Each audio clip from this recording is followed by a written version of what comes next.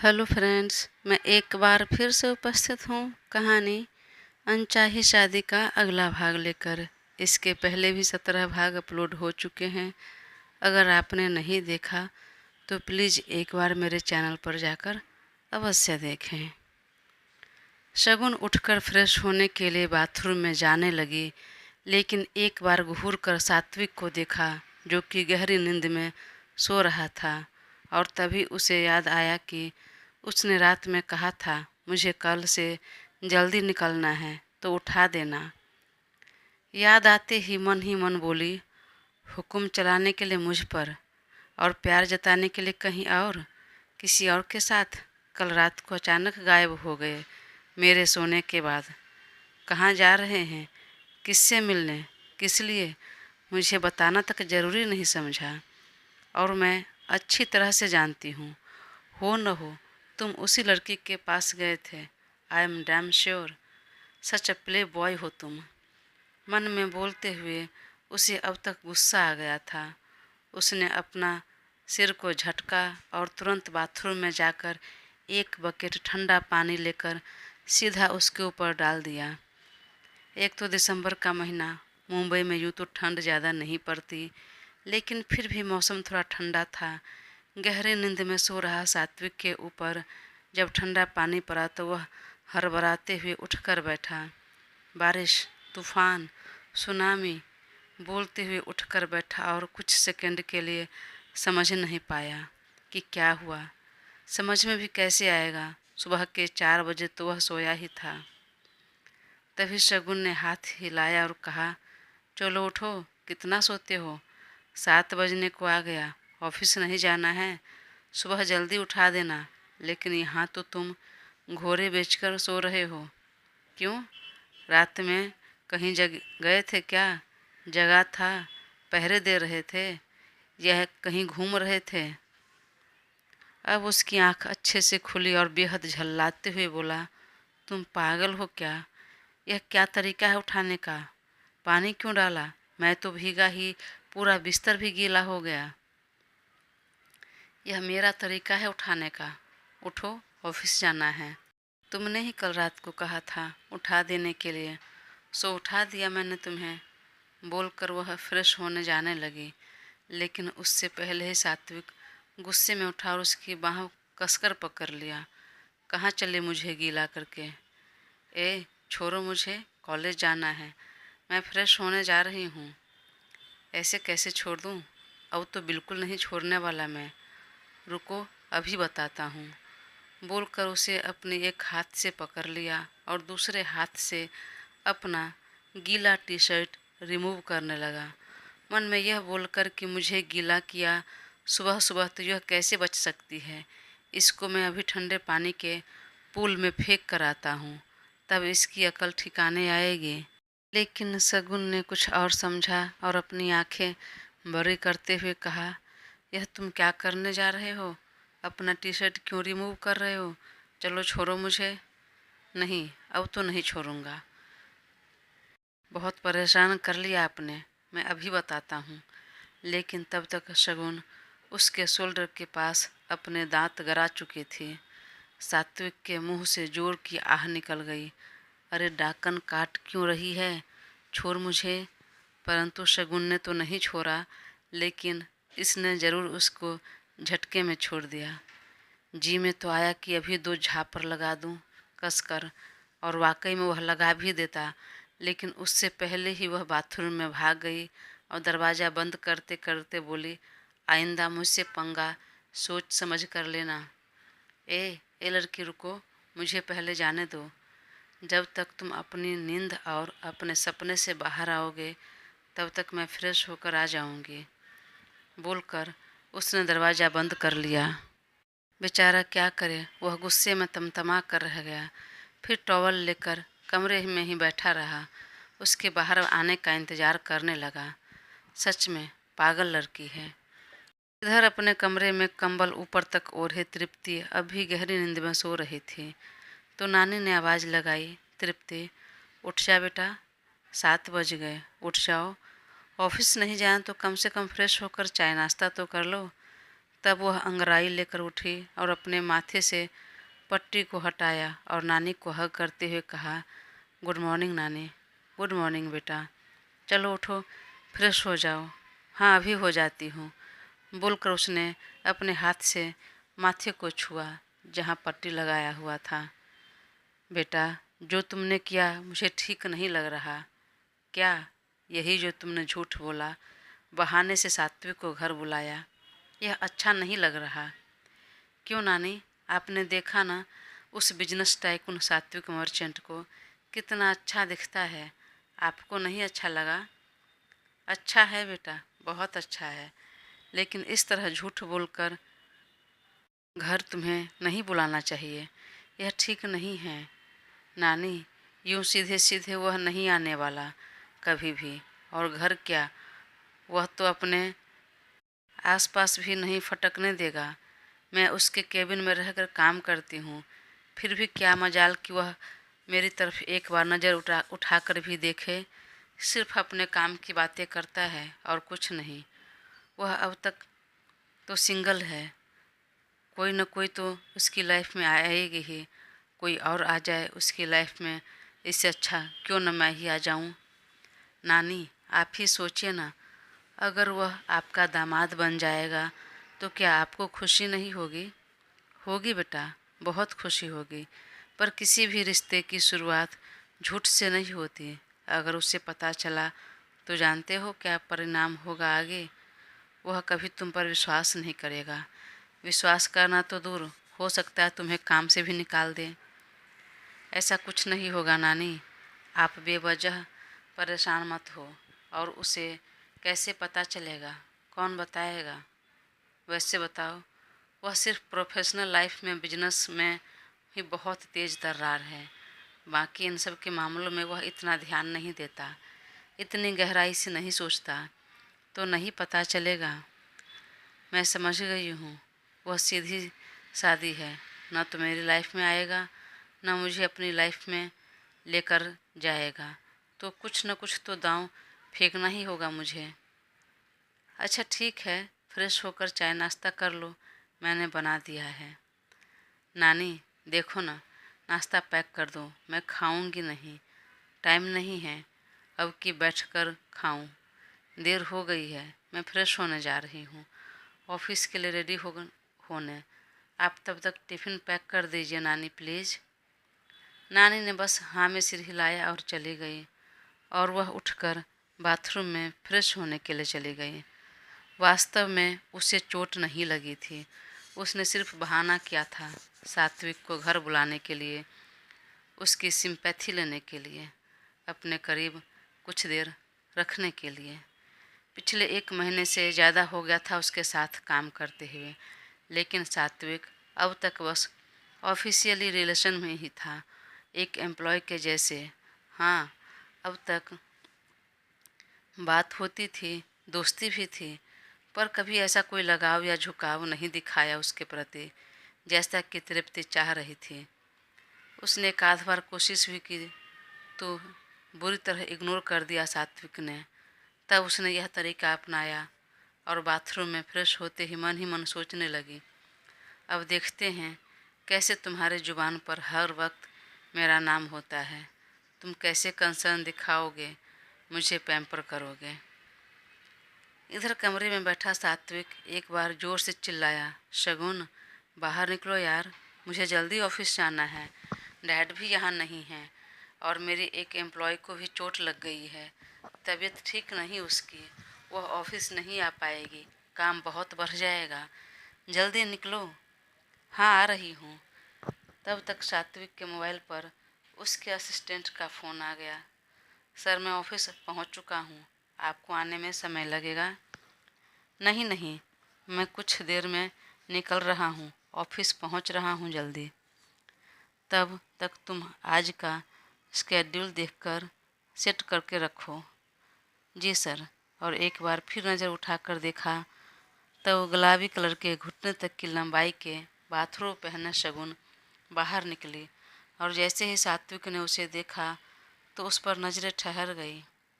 अब तुम्हें देर नहीं हो रही है? शगुन ने उसे अपनी तरफ देखते हुए देखा तो टोक दिया।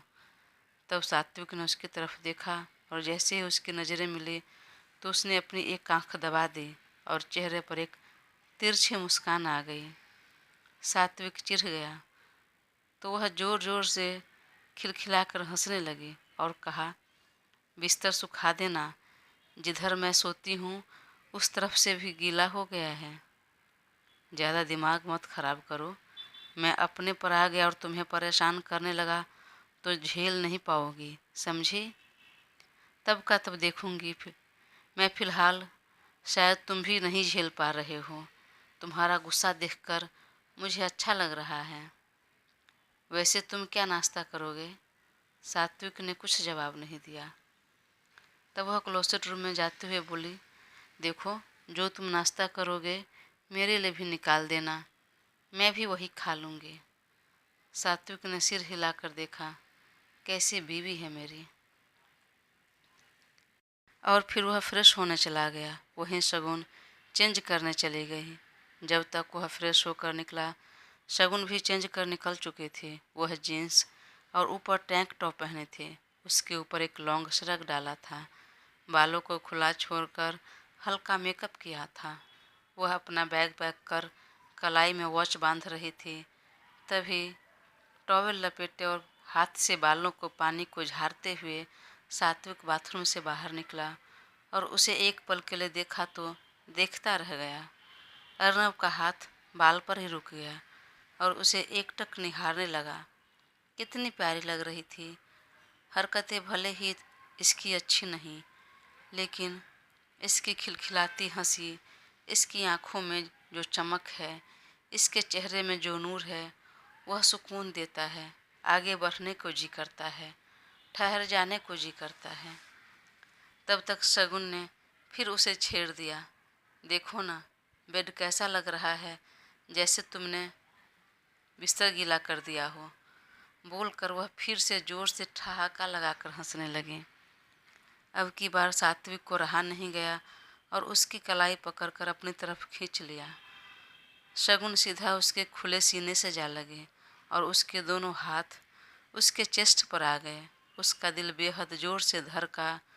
वहीं उसकी छुअन से सात्विक को भी कुछ अजीब सा हुआ दिल में। पर अब की बार उसने इस सब को इग्नोर किया और उसे लेकर सीधा अपने कमरे से खुल रहे पीछे के दरवाजे से बाहर निकाला, जहां उसका प्राइवेट पूल था। उसमें ले जाकर उसे ज़ोर से धक्का दे दिया। लो, अब हंसो, जितना हंसना हंसते रहो। जब तक तुम्हारी हंसी रुक जाए तब बाहर आ जाना, मैं जा रहा हूँ चेंज करने। और वह वापस मुड़ गया। पर अचानक जब इस तरह धक्का देने से शगुन की तो सांसें अटक गई। जी भी बेहद घबरा गया, क्योंकि उसे स्विमिंग नहीं आती थी और पानी से उसे घबराहट भी होती थी। बेचारे की तो जान हलक में आ गई। उसे तो लगा शायद सात्विक मजाक कर रहा है, तुरंत उसे पूल से खींच लेगा, बाहर निकाल लेगा। लेकिन जब सात्विक अंदर कमरे में आने लगा तब वह ज़ोर से चिल्लाई, मुझे बचा लो सात्विक, मैं स्विमिंग नहीं जानती हूँ। बोलने के साथ वह हाथ पैर भी मार रही थी। सात्विक ने उसकी आवाज़ सुनी, पर लगा कि यह बहाना कर रही है मुझे पानी में बुलाने के लिए, तो वह कुछ देर तक नहीं गया। लेकिन जब हाथ पैर मारने लगी और उसकी ज़्यादा आवाज़ आई, उसके चीखने चिल्लाने की भी, तब वह तुरंत पुल के अंदर गई, जंप किया और उसे बाहों में उठा लिया और बाहर निकाला। बेचारी इतने अच्छे से कॉलेज के लिए रेडी हो गई थी, अब वह पूरा गीली हो चुकी थी। उसे गुस्सा आया और तुरंत उसे मारने के लिए अपना हाथ उठाया, लेकिन तब तक सात्विक ने उसकी कलाई पकड़कर पीछे पीठ की तरफ कर दिया और उसकी आंखों में देखते हुए कहा, इतने गुस्से में क्यों देख रही हो और क्या करने चाह रही हो? क्या चाह रही हो? अरे मैं तुम्हारा ही पति हूँ। तुम्हारा पूरा हक है मुझ पर, मेरे आसपास रहने का, मेरा प्यार, मेरा अटेंशन सब लेने का। तो फिर इतने बहाने क्यों करती हो मेरे करीब आने का, मुझे छूने का? हक से आओ ना। ओ हेलो, तुम्हें किसने कह दिया कि मुझे तुम्हारा प्यार चाहिए? तुम्हारा अटेंशन चाहिए, मैं तुम्हारे करीब आना चाहती हूँ, तुम्हें छूना चाहती हूँ। अरे चाहती भी हो तो बुरा क्या है इसमें, मैं तुम्हें सारे अधिकार देने को तैयार हूँ। बोलते हुए सात्विक की बातों में एक अलग ही रुआब था, गुमान था। उसकी पकड़ में जो मजबूती थी, बातों में जो मादकता थी, उससे शगुन की सांस तेज हो गई। फिर भी उसने जोर से कहा, तुम हो मेरे पति, पर टेम्पररी। तुम मुझे प्यार देना चाहोगे, अटेंशन देना चाहोगे, तो भी मैं लेना नहीं चाहूँगी। मुझे ज़रूरत नहीं ऐसे लोगों के प्यार के, अटेंशन के, जो जीवन में दो नाव पर सवारी करते हैं। मुझे नहीं चाहिए तुम। होगी कोई और तुम्हारी जैसी ही लड़की जिसे तुम चाहिए, तुम्हारा प्यार और अटेंशन भी, तो उसे दो।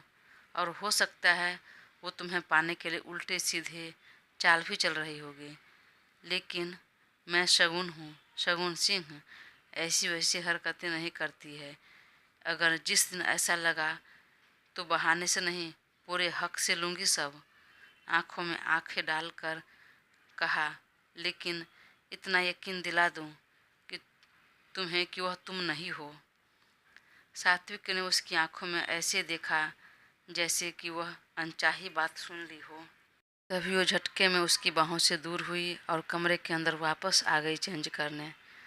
वहीं सात्विक का कपड़ा बेड पर रखा हुआ था कमरे में, तो वह वहीं कमरे में ही चेंज करने लगा। कुछ देर में शगुन बाहर निकली। उसने स्किन फिट जीन्स पहनी थी, ऊपर से ब्लैक कलर के शिफॉन वाली कुर्ती। बाल को कंघी कर खुला छोड़ दिया और मेकअप में कुछ नहीं किया था। सारे मेकअप पोंछ लिया था। फिर भी वह बहुत खूबसूरत लग रही थी, एकदम बच्ची सी। कमरे में अपने शर्ट का बटन लगा रहा सात्विक ने जब उसे देखा तो शगुन ने भी उसे देखा, पर दोनों ने उसे इग्नोर किया और शगुन अपना बैग लेकर बाहर निकल गई। तब सात्विक ने पीछे से आवाज़ लगाई, देर हो चुकी है, मैं तुम्हें कॉलेज छोड़ देता हूँ।